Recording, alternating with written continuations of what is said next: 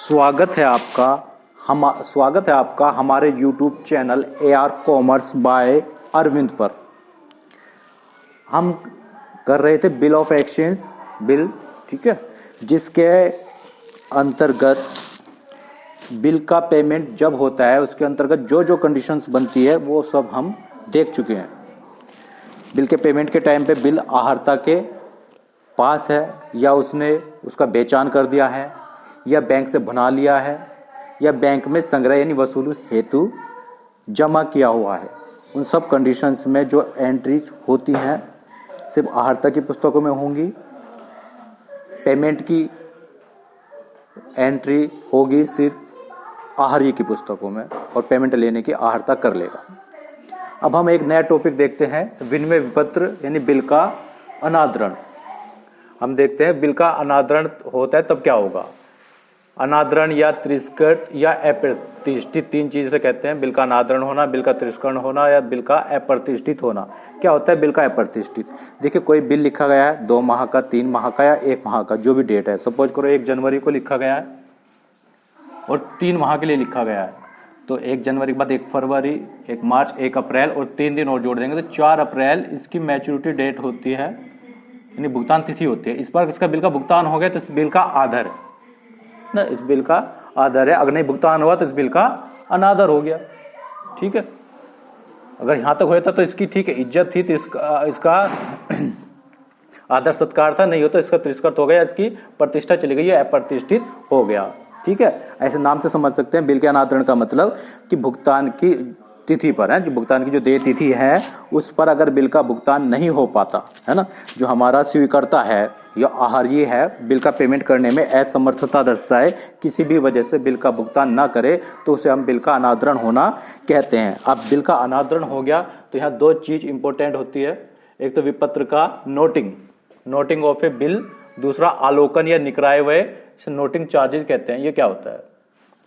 देखो, बिल लिखा इसलिए गया था, मेन पर्पस का यही था कि बिल का जो पेमेंट है वो, देखो बिल एक तरह से साख पत्र होता है, ठीक है। एक तो इसका ये है कि हम जो उधार दे रहे हैं, उधार लेन देन कर रहे हैं, उसका पेमेंट हमें हो जाएगा, है ना। इसका एक प्रमाण है बिल, क्योंकि एक लीगल डॉक्यूमेंट होता है, एक साख पत्र होता है जिसपे बाकायदा स्टैम्प वगैरह लगे होते हैं, ठीक है। दूसरा, तत्काल भुगतान की आवश्यकता थी, बैंक से भुना लिया था, वो तो है ही, ठीक है। लेकिन अगर इसका बिल का भुगतान नहीं हो पाया तो क्या हम सीधा बिल के स्वीकर्ता पर केस कर दें कि बिल का पेमेंट नहीं कर रहा है? देखिए, ऐसा नहीं होता है, ठीक है। इसके लिए कुछ प्रोसेस से गुजरना होगा। वो प्रोसेस क्या है? अगर सबसे पहले अगर बिल का भुगतान देय तिथि पर नहीं हो रहा तो बिल का जो लेखक है, बिल का लेखक यानी कि आहर्ता बिल के स्वीकर्ता के पास जाएगा, ठीक है। आपकी भुगतान की तिथि आ गई, आपने पेमेंट नहीं किया, ठीक है, लीजिए ये रहा बिल, आप पेमेंट कर दीजिए, ठीक है। वो तो पेमेंट कर दे, कोई दिक्कत नहीं, 1 दिन बाद भी पेमेंट हो रहा है। लेकिन अगर वो पेमेंट नहीं कर पा रहा, ठीक है, तो वो मना कर दे या कहे कि अभी मेरा हिसाब नहीं है पेमेंट करने का, या दादागिरी दिखाए, नहीं मैं नहीं करता, कर ले जो करना है, ठीक है। दोनों कंडीशंस हो सकती है। तो ऐसी कंडीशंस में क्या होगा, इसको लड़ाई झगड़ा नहीं करना है। क्या करना है?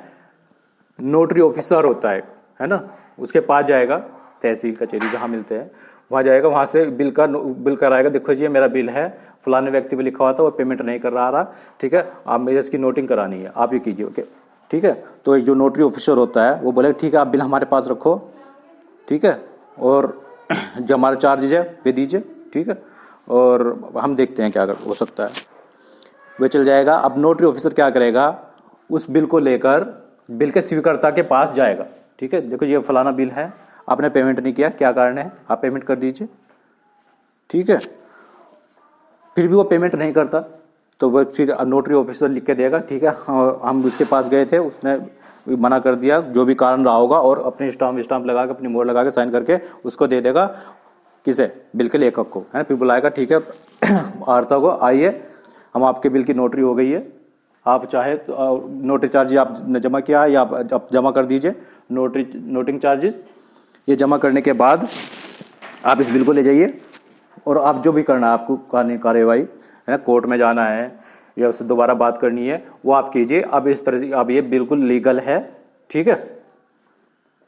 चलो जी, तो आप फिर समझ गए कि बिल का नोटिंग क्या होता है। एक नोटरी ऑफिसर से बिल की नोटिंग करानी होती है और उस नोटिंग कराने के लिए जो कुछ खर्चा लेगा नोटरी ऑफिसर, उसे नोटरी चार्जेस कहते हैं। सपोज करो कि आपका 10,000 रुपये का बिल था और 1,000 रुपये आपके नोटिंग चार्जेस देने पड़ गए, ठीक है, कितने हो गए टोटल 11,000। देखो नोटिंग चार्जेस जो है ये कौन देगा, जिसके पास बिल होगा, उसे नोटिंग करानी होती है। ध्यान देंगे, नोटिंग वो कराएगा जिसके पास बिल होगा। बिल लेखक के पास भी हो सकता है, बिल बैंक से बनाया भी जा सकता है तो बैंक के पास होगा, बैंक में संग्रहित तो करने भेजा तो भी बैंक के पास है। तीसरा, किसी बेचान कर दिया तो बेचानकर्ता के पास है। जिसके पास भी बिल है उसे नोटिंग कराना होगा, लेकिन अल्टीमेटली इस 1,000 रुपये को देगा बिल का स्वीकर्ता ही। सराफत से दे, कोर्ट कचहरी से दे, कैसे भी दे, बिल का स्वीकर्ता ही इसे देगा, ठीक है जी। वो बाद में लेंगे उससे, फिलहाल तत्काल इसका भार बिल के धारक को पड़ेगा जिसके पास बिल है। कैसे, वो जनरल लेखे में देखते हैं हम। फिर अब जनरल लेखे क्या होंगे, दोनों देखते हैं। आहर्ता, आहर्ता कौन होता है, वही बिल का जो लेखक होता है उसे आहर्ता कहते हैं, और जो बिल का स्वीकर्ता होता है उसे आहरी बोलते हैं। दोनों में देखते हैं। जनरल एंट्री वही 4 कंडीशन शुरू से करते आ रहे हैं जब बिल आहर्ता यानी लेखक के पास है। देखो हमें जो एंट्री, अगर आहर्ता लेखक की पुस्तक में एंट्री करनी है तो बिल चाहे किसी के पास हो, बिल आहर्ता के पास हो, बिल बैंक से भुना लिया हो, बिल बेचान कर दिया हो, या बिल संग्रह हेतु बैंक में जमा हो, सभी कंडीशंस में वो आहारी स्वीकर्ता जो है उसे तो डेबिट करेगा, ठीक है। तो यहाँ क्या करेगा, ड्रावी, DRAWE, ड्रावी डेबिट। ड्रावी को तो डेबिट करना ही करना है, क्योंकि ड्रावी को हम पहले जब बिल लिखा था उस टाइम क्रिएट कर चुके थे, उसका हिसाब क्लियर कर चुके थे। अब हमें सिर्फ बिल से मतलब था, ठीक है। अगर हमारे पास बिल था तो बिल देकर पैसे ले लेते। बैंक के पास तो हमें कोई एंट्री करने की जरूरत नहीं थी, एंडोजमेंट में कोई एंट्री करने की जरूरत नहीं थी। हाँ, बिल संग्रह हेतु था तो बैंक हमारा डेबिट हो जाता, हमारे बैंक में पैसा आया तब बिल क्रेडिट हो जाता, ठीक है जी। बिल फॉर कलेक्शन क्रेडिट हो जाता, बिल फॉर कलेक्शन में था। चलो जी, तो ड्रावी को तो डेबिट करना ही करना है, चाहे कोई सी कंडीशन हो, तो ड्रावी डेबिट। लेकिन क्योंकि बिल हमारे पास ही है तो 2 BR का अकाउंट हमें क्लोज करना है। BR से कोई मतलब नहीं, वो तो डिसऑनर हो चुका। और 2 यहां साथ के साथ हम एक करेंगे कैश। कैश क्यों करेंगे जी, कैश इसलिए करेंगे अगर नोटिंग चार्जेस हुआ है नोटिंग चार्जेस हुआ होगा। बिल सपोज करो 10,000 का, 10,000 में है ना 1,000 का बिल, तो टोटल 11,000 से ड्रावी को डेबिट करेंगे, ठीक है। ये क्या एंट्री करेगा। इसके बाद बीपी क्रेडिट था, बीपी को डेबिट करता है, बीपी कहानी खत्म, बीपी अकाउंट डेबिट। और साथ साथ नोटिंग चार्जेज जो है, नोटिंग चार्जेज अकाउंट डेबिट, और 2 इसे क्रेडिट करेगा, इसे क्रेडिटर बनाएगा अपना आहर्ता इन ड्रावर, टू ड्रावर।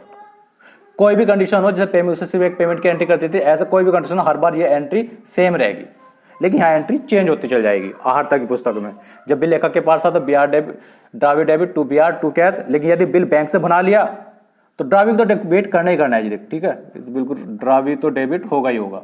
ड्रावी डेबिट और 2 बैंक, क्योंकि बैंक से बनाया है तो बैंक को क्रिएट करेंगे। अब हमें बैंक को अपने लेनदार बनाना पड़ेगा, ऐसे पेमेंट करना होगा। और जब बिल का बेचान हो गया तो भी ड्रावी तो डेबिट होना ही होना है। ड्रावी डेबिट और 2 जिसे बेचान किया है उसे क्रिएट कर देंगे एंडोर जी। यहां ध्यान देने वाली बात है, जब यहां से ड्रावी को डेबिट कर रहे थे तो बिल, यहां बिल की रकम आ गई और यहाँ कैश में नोटिंग चार्जेज आ गया। यहाँ ड्रावी टू बैंक करे तो नोटिंग चार्ज कहाँ आएगा, इसमें टोटल जुड़ के आएगा। अगर हम एग्जाम्पल की बात करें 10,000 का बिल और 1,000 का नोटिंग चार्ज, तो टोटल 11,000 से लिखेंगे जी। और नोटिंग कौन कराएगा, बैंक करा चुका होगा। जब बैंक करा चुका फिर हमें अवगत कराएगा वो, तो हम फिर ड्रावी तो डेबिट करेंगे। और बैंक की 11,000 रुपये बैंक का खर्चा हो गया, 10,000 बिल था, बिल का अमाउंट, और 1,000 रुपये नोटिंग, तो टोटल अमाउंट लिखेंगे यहाँ से, बिल की भी और नोटिंग चार्जेस दोनों के अमाउंट। ऐसे ही यहाँ एंडोर्जी में भी बिल और नोटिंग चार्जेस दोनों की अमाउंट जोड़ के इकट्ठी एंट्री हो जाएगी। जब बिल संग्रह हेतु था तो वही ड्रावी तो डेबिट होगा ही होगा। Drawee debit to